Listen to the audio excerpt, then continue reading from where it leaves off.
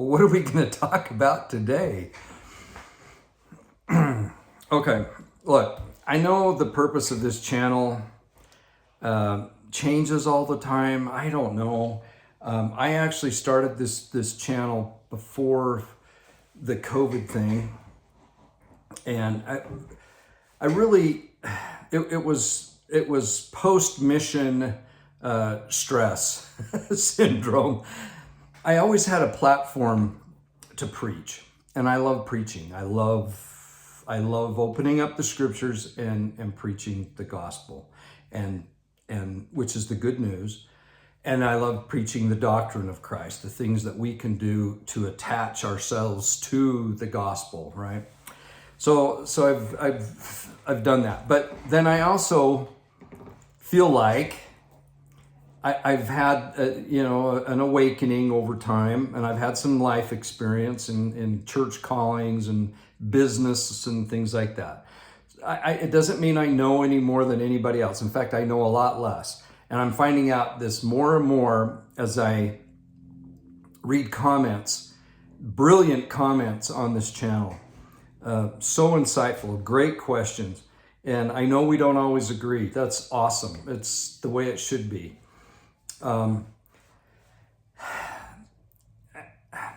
know I can be offensive at times when I bring up things that typically we don't want to say anything against the government or the body of the church, the policies or anything like that.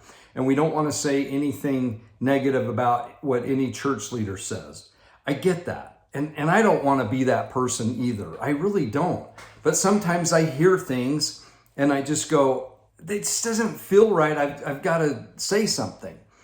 And I think it is our opportunity and our obligation to not be critical, but at least say what's bothering us. And maybe there'll be an explanation. You've been through the roller coaster with me on different things we've heard. I brought up Elder Bednar's talk to the press club. Very corporate, red. I don't know if he looked up much, and it just felt prepared. And it'd be nice to just go, well, guys, here we are. This is it. But we don't live in that world anymore. And the spontaneity of just speaking is not in the public setting anymore. It's just not. Everything is prepared. Politicians, church, it's all reviewed, polished, and perfected. Unlike this channel, where nothing is scripted, nothing's really prepared other than here and here and here. I try that way, and I make a lot of mistakes. But I think it's just a different platform, right? And I understand that. But let me make it clear to everyone that my belief, my testimony, my conviction is that the Church of Jesus Christ of Latter-day Saints is the kingdom of God on earth, and that priesthood keys that enable us to have ordinances, to participate in ordinances, are held by President Nelson, the first presidency, the Quorum of the 12, and then they trickle on down to our local leaders. I believe that. I sustain the leaders. I do. But I also hear things that kind of bother me, and so I bring them out. I don't think there's anything wrong with that. So a couple of things that I need to make you aware of. And I'm going to open up the laptop here. Now, this was brought to my attention, and I actually had to look it up, and it took a little searching, and I'm going to let you guys do that. I very seldom put links up, even if I'm trying to sell something, which I have two things, Artsa and Cardio Miracle, that I really feel good about being a part of. But I don't always put the links in. So I'm sorry, but just, just bear with me. I'll figure some of this stuff out. But they're great products. They're not cheap. And I don't like cheap products. I like products that work. And if they work, then you balance out. So for instance, if you want to go on a little trip and gas is $5 plus a gallon, you might not make that trip now because it just doesn't, it's too expensive. Or you go, you know what, I don't care what it costs, I'm going on that trip, and then you do it. So when I purchase things, I'm looking around, I love knives, and I hate cheap knives. I hate cheap knives. I can't stand them. I like very sharp, very sturdy. I have different knives for different things. I have a knife that I carry in my suits. It's because it's very light, has a little clip. I don't like pocket knives in the sense of just falling all the way down into your pocket. I like the ones with the little clip. And Benchmade's good. There's some really good ones out there, custom ones. And I like those kind of knives. I like sheath knives. I love them. And I have several, and I use them for different things. I've done my own butchering on game animals and skinning and all that kind of stuff. But I also just like to have a knife on me. I've lost a few knives in my days since 9/11 and the restrictions. I always have one with me, and I sometimes forget that I can't go everywhere with a knife. And so it's either not go where I wanted to go or give them my knife. So unfortunately, I've had that happen. I'll tell you a funny story. One time, this was years ago, not long after 9/11, and we took the kids to Disneyland, and some of our younger kids, I think, I can't remember if the older, I don't remember. It's like a blur to me, but we go through and I have a knife, and I don't know if they saw it or if they had a metal detector that wasn't, because you just go through the gate, right?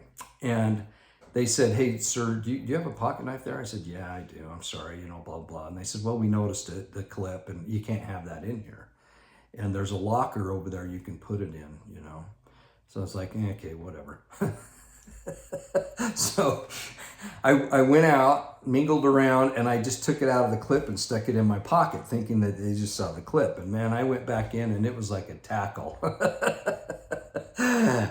Breaking into Disneyland with a knife. Just a little... I mean, I guess if I was crazy, I could have caused some issues. But anyway, I got in a lot of trouble. By a lot of trouble, I got escorted and by two big guys, and the kids loved it. They got such a kick out of that. And I paid like $35 to put it in a locker for the day. And the knife probably was a Gerber. It was pretty cheap at the time, It wasn't that big of a deal. I should have just said, "Here, take it," but there's a principle. It's the principle of the thing. Anyway, and I've lost other knives too. It's just not a good thing. So therefore I buy knives. But I'm getting better and better, thinking, especially when we're flying here and there, all the knives go in the suitcase that's checked in, right? Because I do take them. I do take them with me. Okay. So how did I get on that? I have no idea. So let me tell you about a couple of things I've heard. Okay, so we know that this is for families with teenagers, right? And we're past that age, and when you become when you no longer have children at home and you're in a ward, you become somewhat invisible, and you're non-essential. Really happens. I'm not, and I don't mean it in a woe is me. I love it. I love it. But it's a reality. Some people don't adjust to it as well.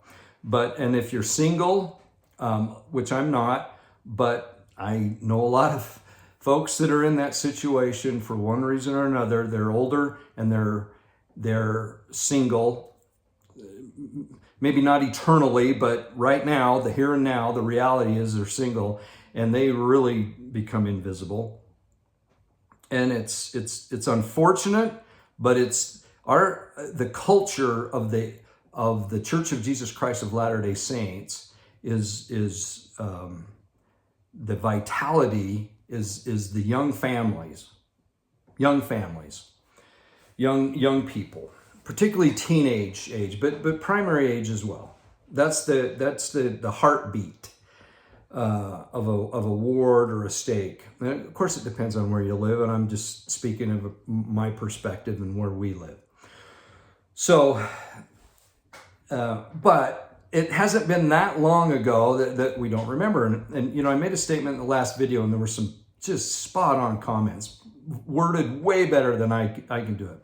Where, I talked about how President Nelson has put in the place, or in our heart and in our mind, that the family is the main source of the teaching of the gospel, the living of the gospel, and that the church supports the family.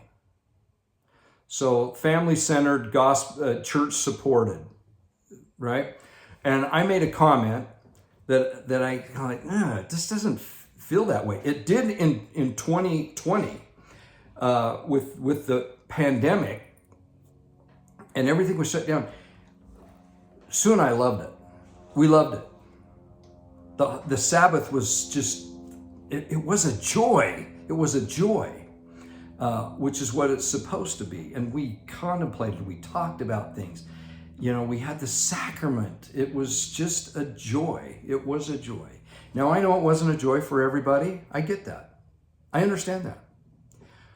But what I'm saying is that because you did have joy in that, that's okay too.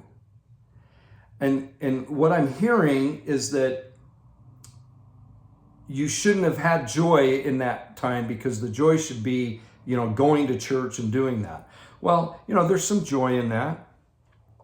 But I'm just telling you, I loved having family, home, church in a sense, and study and contemplating and worshiping in the home. It was awesome. Now, we didn't have young kids, and we didn't have any kids at home. It was just Sue and I. And so I get that our experience is different. Our experience is different from others. I get that. But that doesn't change what we experienced. And many of you did the same thing. And it seems like the second that things sort of felt like you could get back into it, it was like, we're going to go right back to where we were. And my comment is that we are now back to the church, and the family supports the church. And especially if you have youth. Now, we've been involved in it our whole lives, with the exception of the last few years, with young people. And summers are tough. Young men's, young women's, the old FSY, which is now Strength of the Youth camp, or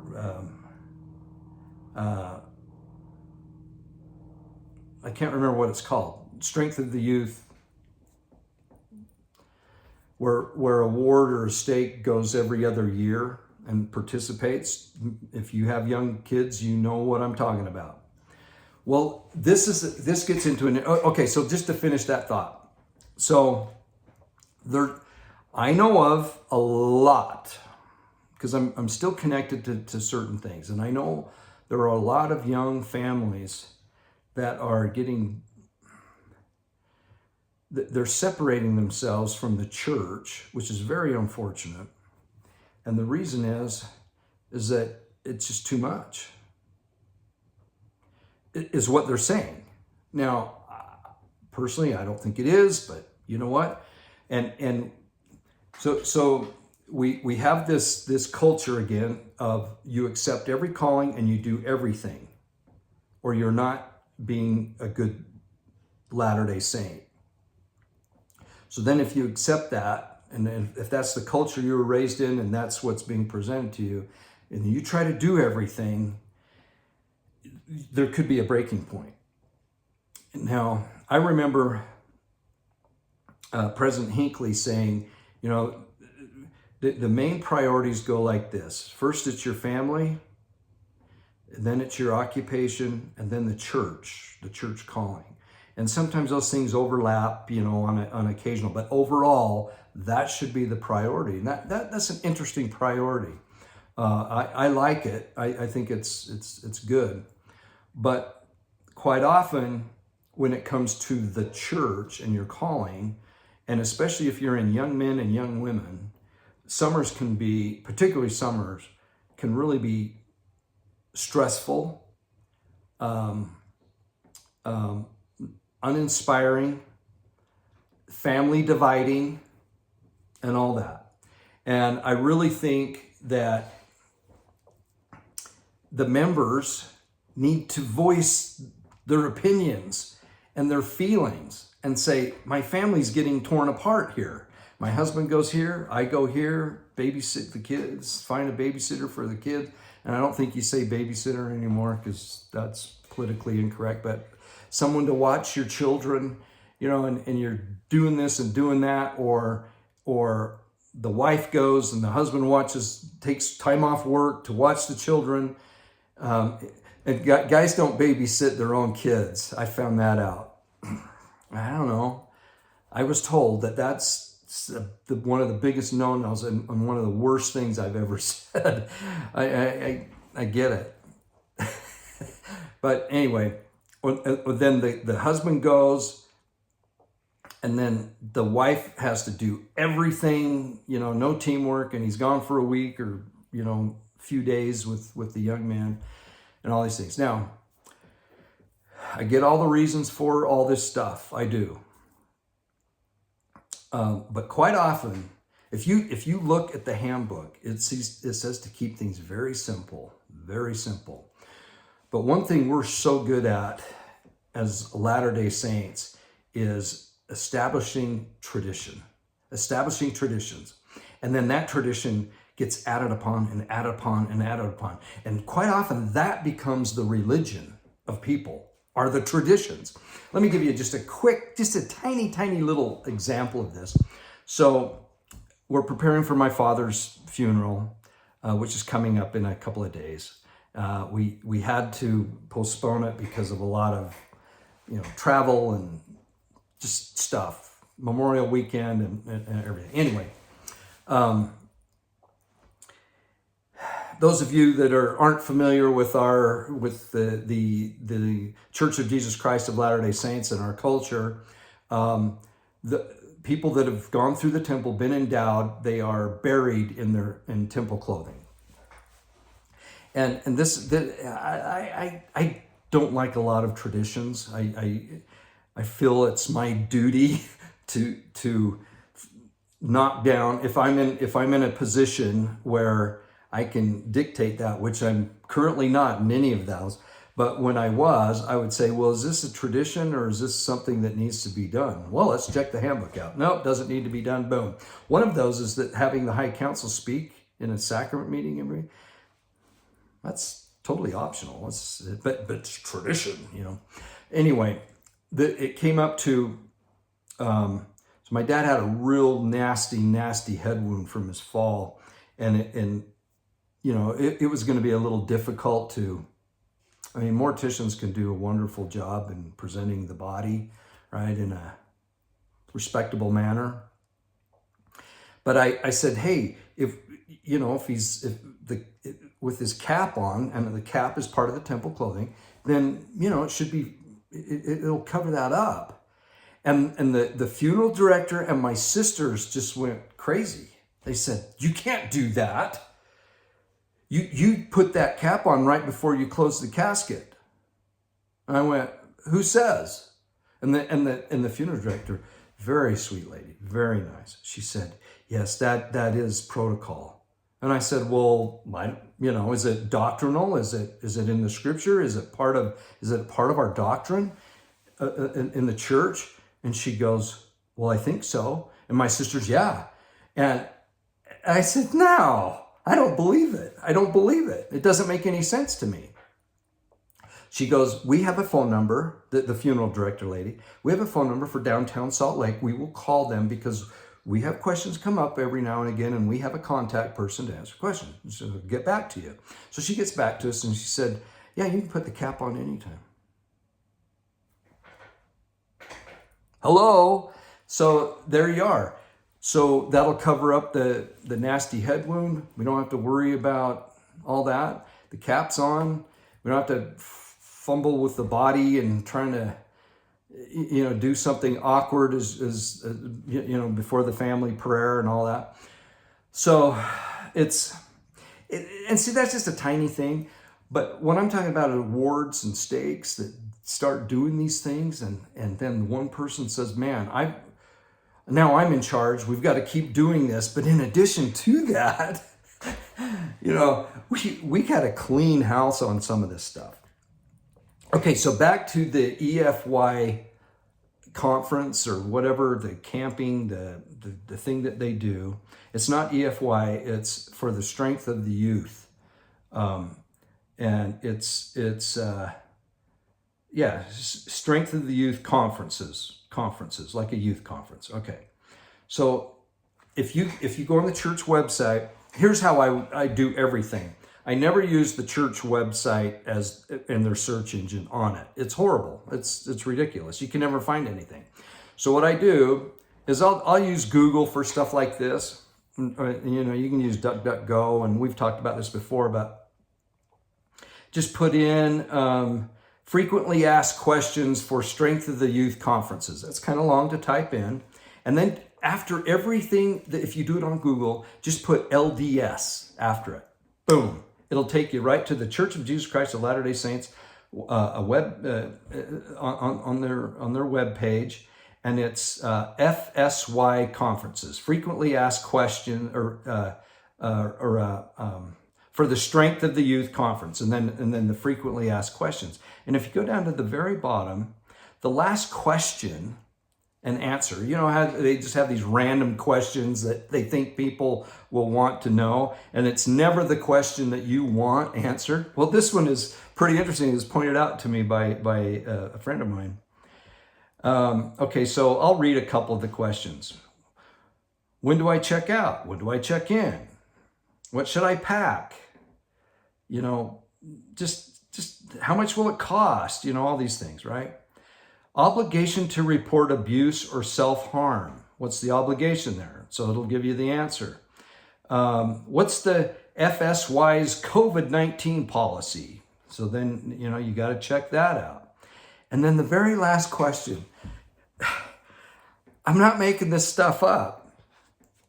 The question is, I identify. Now, this isn't me. This is the question, okay? I've already told you how I identify as, right, in a previous video. But this says, I identify differently than my biological sex. Am I welcome at FSY for the Strength of the Youth conference? This is the question. I identify differently than my biological sex. Am I welcome at FSY? And the answer is yes. Please reach out to the FSY team at, and then there's this FSY accommodations at Church of Jesus Christ of Latter-day Saints, or churchofjesuschrist.org to learn more. I tried clicking that on and there's nothing. You can't do that. So here's a challenge for some of you. See if you can find out what those accommodations are. So I'm thinking to myself, okay, I'm a 16-year-old kid, okay? Basically, every waking hour of the day, I'm thinking of things, right?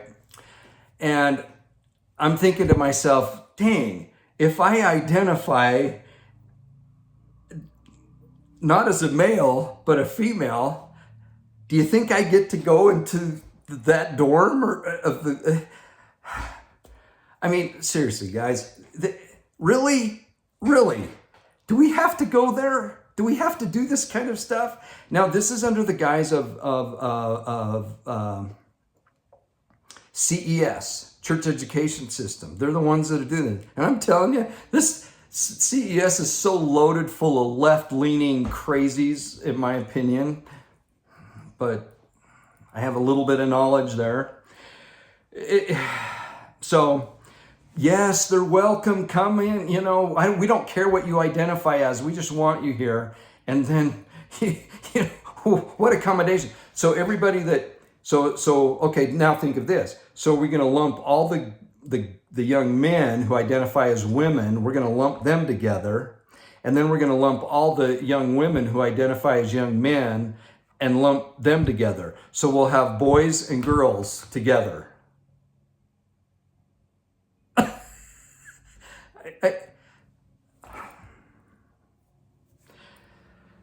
Well, there you have it. So that's an interesting thing. Now, another thing, you can check it out yourself, or you can trust me. Now look, most people that listen to this channel, they're very busy people. They're working in their yards, they're raising families, they're doing stuff, and they don't have a lot of time to go check a lot of stuff out and read, you know, the volumes of links that you know other people do. You can trust me. I've looked at it. It's on the church website. That's the question. I'm reading it right here. Or you can take the time and look it up yourself if you don't believe me. And I told you how you could do that by just a quick Google search, right? So good luck with that. So yeah, if you don't, see, the thing that bothers me a lot about this kind of stuff is just acknowledging all this. So where does it end? Where does it end? Where does it end? Good night. Okay. Now, the other interesting news I heard, and this is from someone that is in the know and has helped us and gives us information. There's going to be a new mission president handbook. And we pretty sure it'll be available for the new mission presidents coming in a month or so. Yeah, in about a month. Yeah, it is. It's a month from right now. First part of July, they go to the mission president seminar, or the end of June, and they're going to have a new handbook. And this new handbook is not going to be like the old one. And I think it's a great improvement. So we've talked about this before, but my experience, and all I can do is talk about my experience as a mission president, is there was a pounding for numbers, and they called them key indicators, and it was, you know, lessons taught, but ultimately it was baptisms. That was the one, baptisms. They didn't even care about confirmations, I don't think. Just make sure they're baptized. And that number was pounded. And the one thing I really didn't like about it is in Utah, I can't remember, but I think there were like 8 missions, full-time proselyting missions in Utah, maybe 7 or 8. You would get, as a mission president, it said confidential and everything, and you would get this printout of the key indicators of your mission compared to all the other missions in Utah. And what it was to motivate you if you were in last place, you know, to pick up the pace. And this presents a whole bunch of problems for me. And you know me, and you know why that would be the case. And I never had that approach. I never even talked about numbers. I never talked about goals. I never talked about any of that. I taught out of the scriptures as a mission president at every zone conference.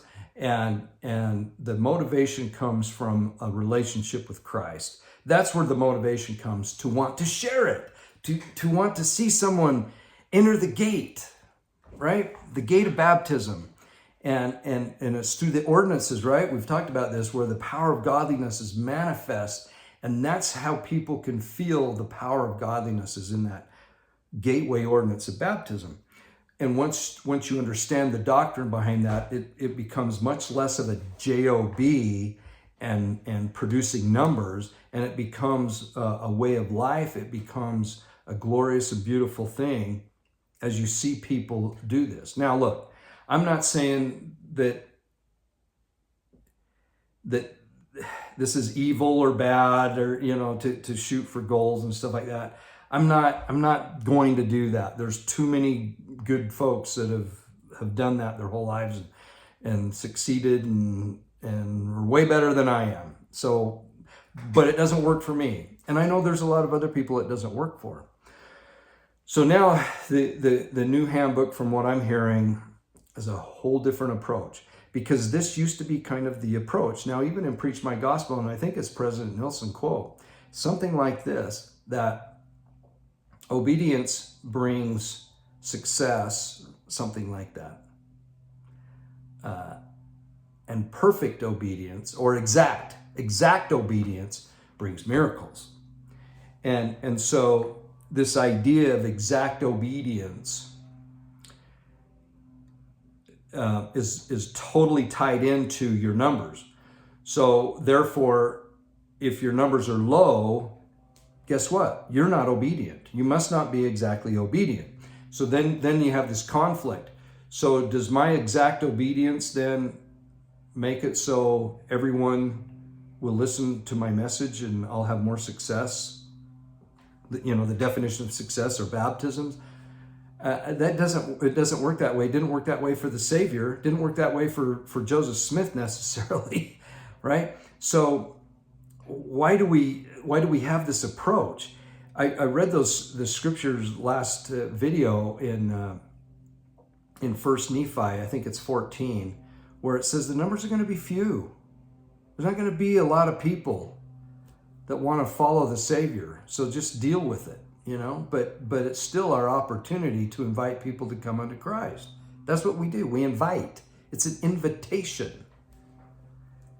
And whether I'm obedient or not should not affect someone else's agency,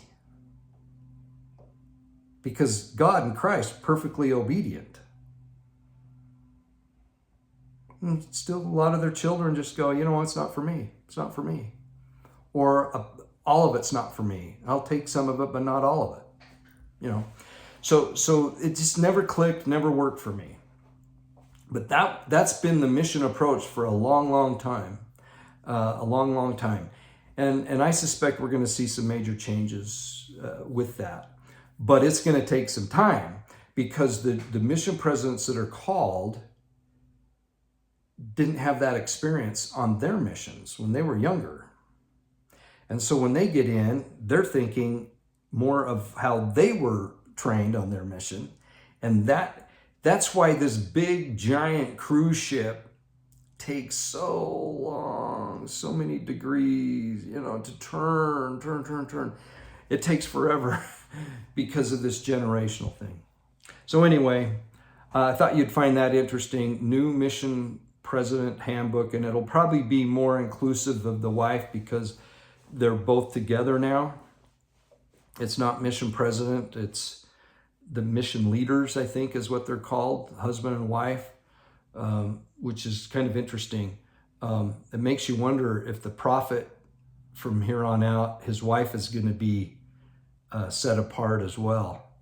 That's a good question, because I know there's several YouTube Latter-day Saint YouTubers out there that they'll quote Sister Nelson as much, if not more, than the prophet.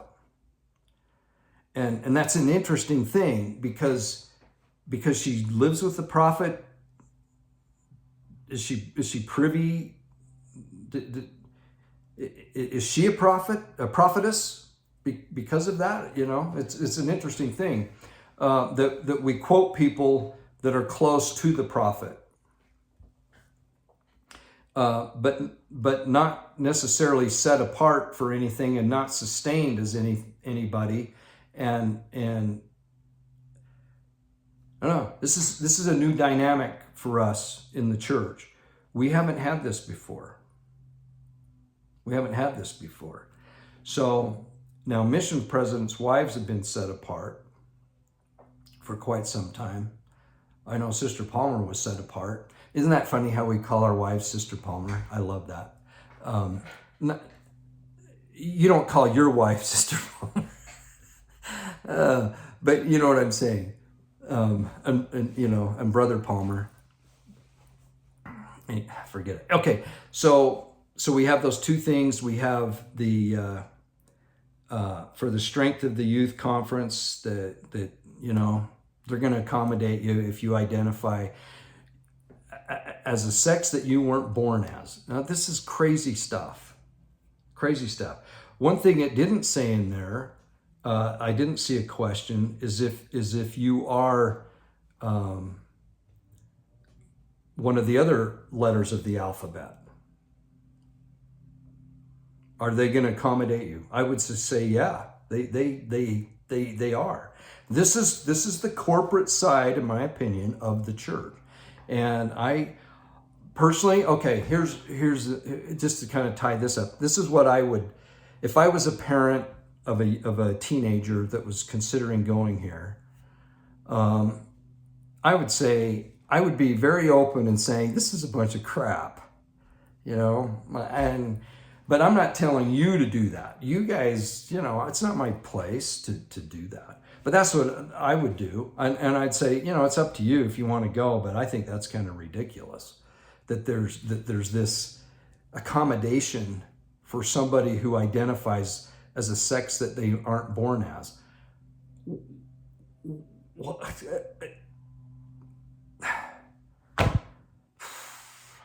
Sometimes I just don't recognize it anymore. Anyway, thought you'd be interested. I put that out there on this channel because I know there's some people that listen, and I'm glad they listen, and I'm glad that they know that there are people that are concerned about stuff like this. And quite often, there's people at the top that don't even know about this kind of thing. Now remember the letters that Elder Holland received from individuals that had horrible experiences at BYU. The parents of children who've left the church because of things they were taught at BYU and were so influenced that they made the decision. It's their decision. The responsibility is ultimately on the individual. But it was enough of a concern to Elder Holland. He wouldn't have been aware of that. He wouldn't have been aware of that unless the letters came from the parents. That there are these crazy professors. And if you go on Quick Media, Greg Madsen, he covered a really interesting thing with BYU Hawaii, and it's the left-leaning Marxist professors that are there, percentage-wise, are way more than at BYU Provo. So it's alive and well, and unless we talk about it, lots of times this church is huge. And the organization is huge. It'd be like if you own a company. I've owned a company before, had probably 100, 120, 130 at the highest employees. And, I had to be responsible in the sense of a financial situation. If an employee did something bad or illegal or an accident, the buck stops with the owner, right? So I get that, but I didn't cause that employee to do that, and I didn't know that he or she might have been doing what they were doing, but I have to be responsible for it. So unless you find out, you can't say, oh, everything that goes on in the church, the brother know all about it, and they've put their stamp of approval on it. So that's the problem. If it's on the church website and it's this, what if I don't identify as, I identify differently than my biological sex? Am I welcome at FSY? Do you think the prophet and all the brother and the first presidency and the quorum of the 12, do you think they know that question's on there? I don't know. But this channel will help get that word out. And if it's not appropriate, it might get taken off. I don't know. To me, it bothers me. It bothers me. And so there you have it. All right. That's it. Love you guys. Thanks for everything. Thank you, thank you, thank you. This is a forum where we put it out there. And even though we disagree, I'm fine with that. Unless you get kind of rude. There was one guy that was rude. I had to, but just to have a disagreement, totally cool. And if you looked at these talks or something and said, nah, it was awesome, thumbs up, good. That's what makes the world go around, and that's what makes us a church and an organization of individuals. But nobody should be shut down because they felt uncomfortable about it. Something, okay? All right, that's it. Love you all.